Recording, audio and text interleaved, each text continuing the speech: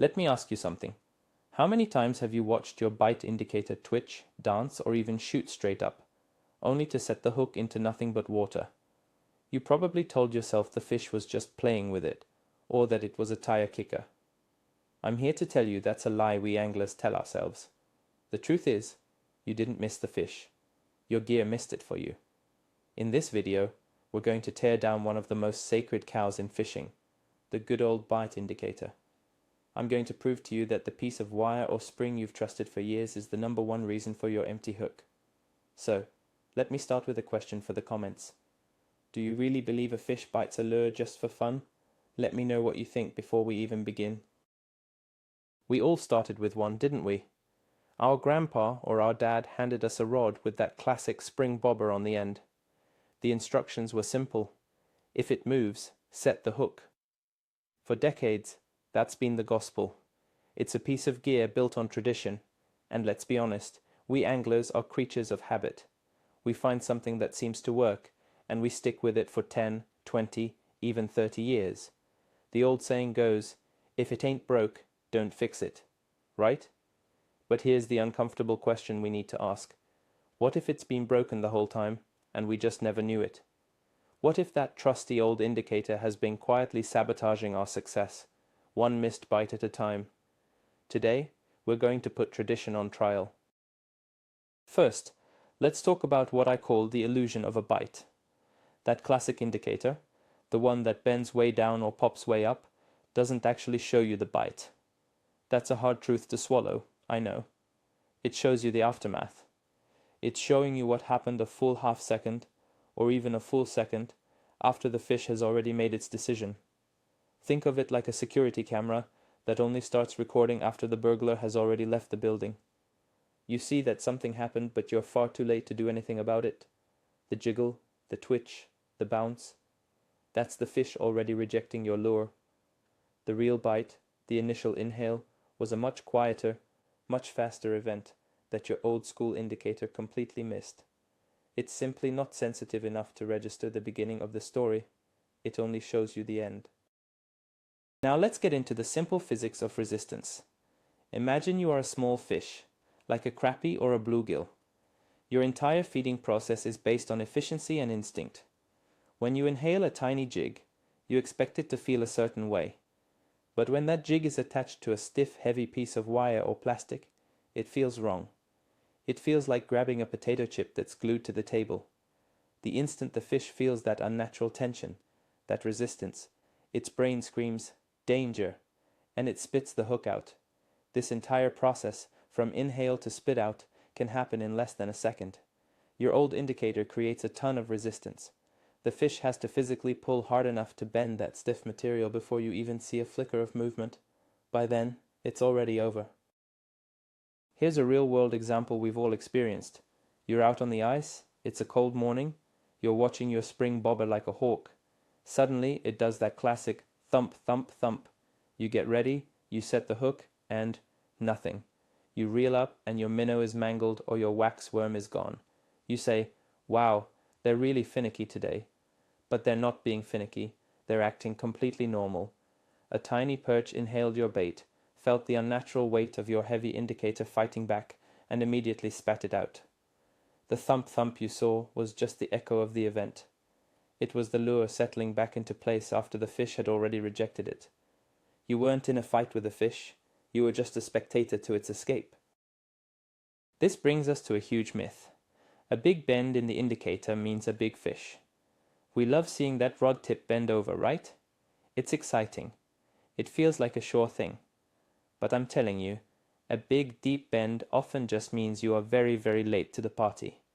For the indicator to bend that far, the fish has to have the lure firmly and be actively swimming away. While this sometimes works with aggressive fish, what about the neutral or negative ones? The ones that just gently inhale the lure and hold it for a moment to test it?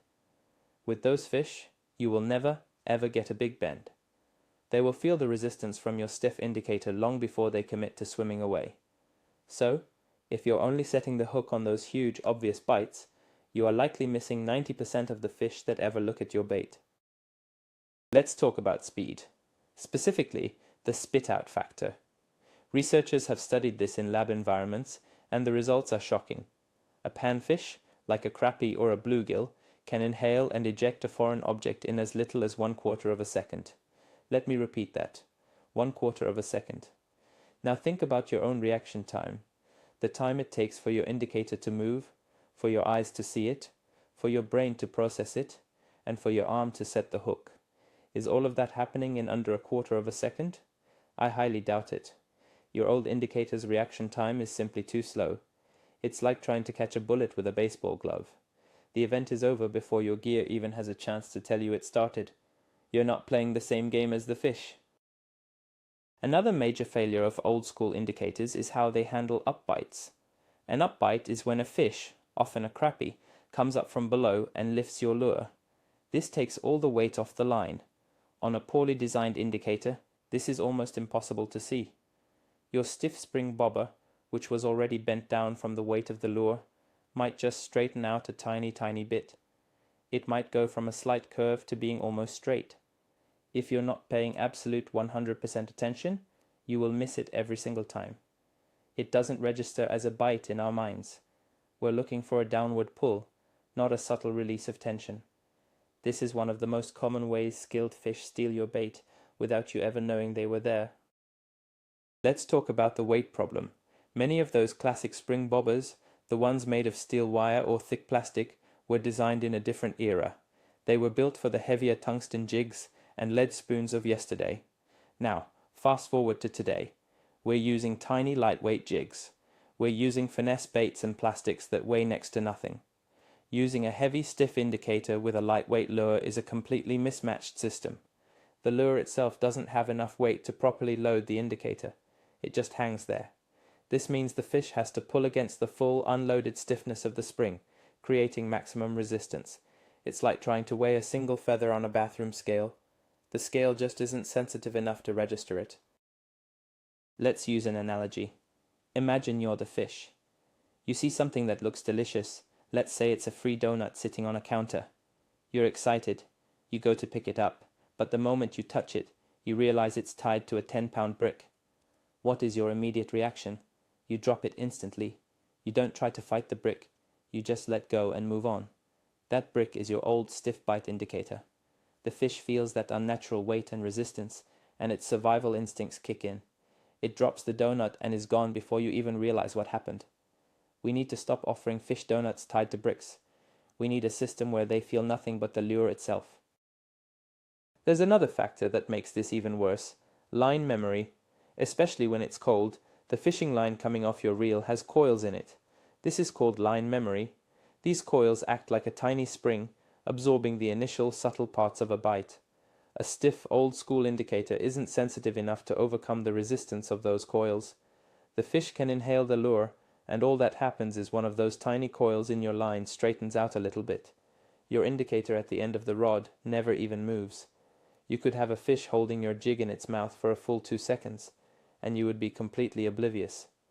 The combination of line memory and a stiff indicator creates a massive dead zone where bites become invisible. So after all that bad news, what's the solution? The answer lies in modern, ultra-sensitive bite indicators. This is where we leave the past behind. We're not talking about those cheap, bouncy springs you find in a bargain bin. We're talking about precision tools, often made from materials like high-grade titanium, nitinol, or carbon fiber. These aren't just springs. They are extensions of your fishing rod. Their purpose isn't to jiggle around. Their purpose is to transfer information with zero resistance. This is the single biggest turning point you can make in your bite detection game. It's like upgrading from an old tube television to a brand new high-definition screen. Suddenly, you can see details you never knew existed. The key principle behind a modern system is called loading the indicator. This is crucial. With a proper modern indicator, you choose one that perfectly matches the weight of the jig you are using. When you let your line out, the weight of the jig should pull the indicator down into a gentle 45-degree bend. This is the neutral state. The indicator is now loaded or balanced. It's not hanging limp, and it's not bent over 90 degrees. It's in a perfect state of equilibrium. From this balanced position, any change, no matter how small, is a bite. If it moves down even a millimeter, it's a bite. And more importantly, If it moves up even a millimeter, it's a bite. There is no guesswork. Let's visualize what a true bite looks like on a properly balanced modern indicator. It's rarely a violent thump. More often, it's a slow, deliberate lift. As the fish inhales the jig, the indicator will slowly rise back to a horizontal position. It looks like the weight of your jig has simply vanished. That's your upbite. Other times, it might be a tiny, almost imperceptible dip. The indicator might just sag a tiny bit further down and stay there. This is a fish that has gently mouthed the bait without moving. These are the bites that 99% of anglers with old school setups are missing every single day. They are subtle, they are quiet, and they are the key to catching pressured fish. This requires a total shift in your mindset. You have to stop looking for a jiggle. You have to stop waiting for a big, obvious movement. Instead, you need to start watching for any change in tension. Think of your new sensitive indicator as a finely tuned scale. You have a known weight, your jig, hanging on the end of it.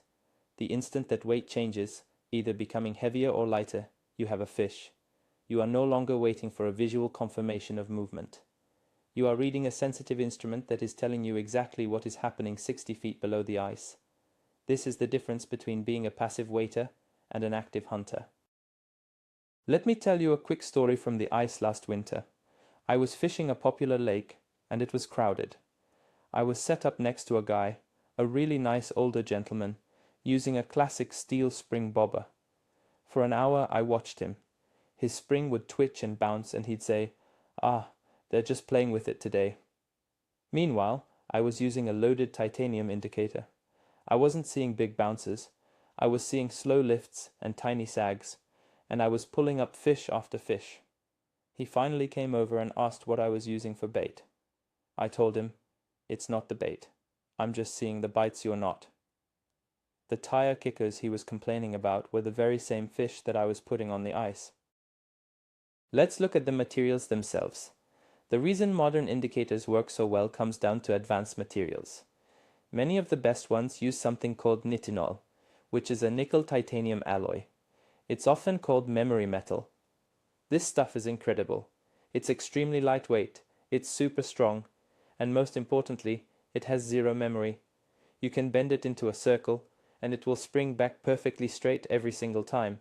This means it's incredibly efficient at transferring energy. There is no lag. The instant a fish touches your lure, that energy is transferred directly up the line, and the nitinol indicator moves. It doesn't absorb the bite like a soft steel spring. It telegraphs it.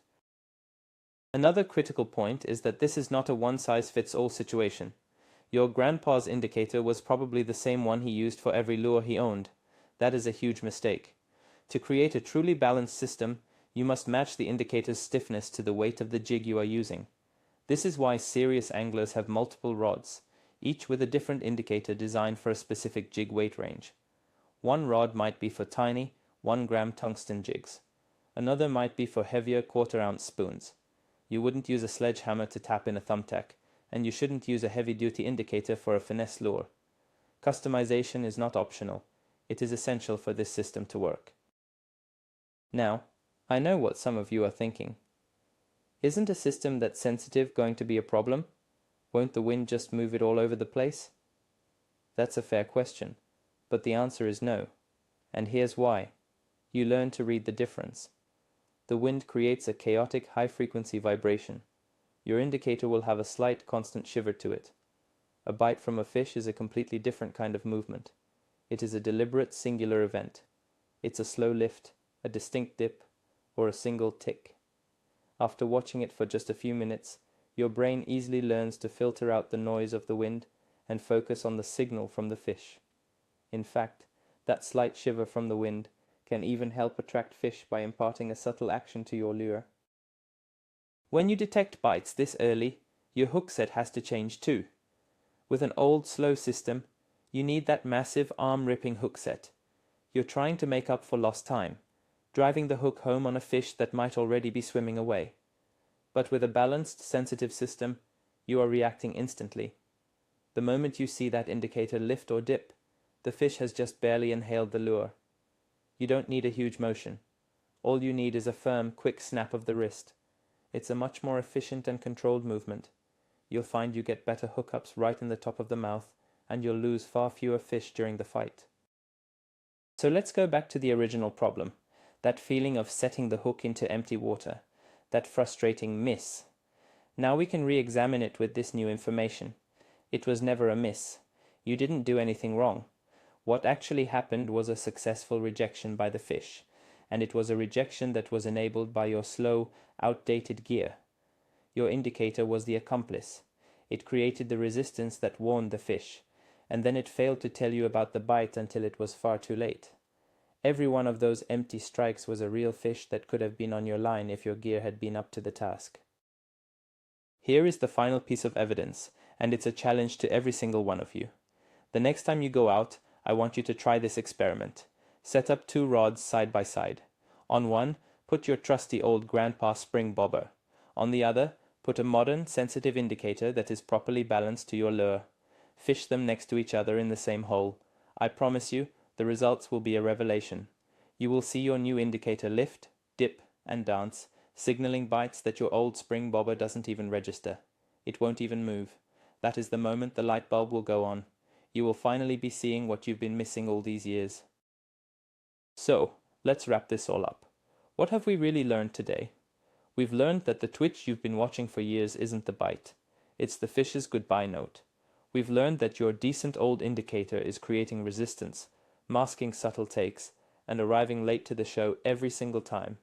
The most shocking, what at a power-up moment here, is realizing your gear wasn't just neutral, it was actively working against you. The real turning point, the fundamental shift, is understanding you're not detecting motion. You're detecting a change in weight. A modern balanced indicator turns your rod into a finely tuned scale.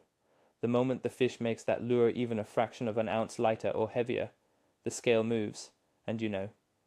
This isn't just about catching a few more fish. This changes how you interpret everything on the water. It makes you a more active, engaged angler, not just someone waiting for a bell to ring. Thank you so much for watching and for being willing to challenge old habits.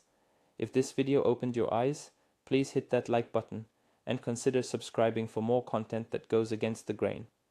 And now for my final question. After hearing all this, take a hard look at your ice rod. Are you still confident in that old spring on the end? Let me know in the comments what kind of indicator you're using and if you're ready to make a change.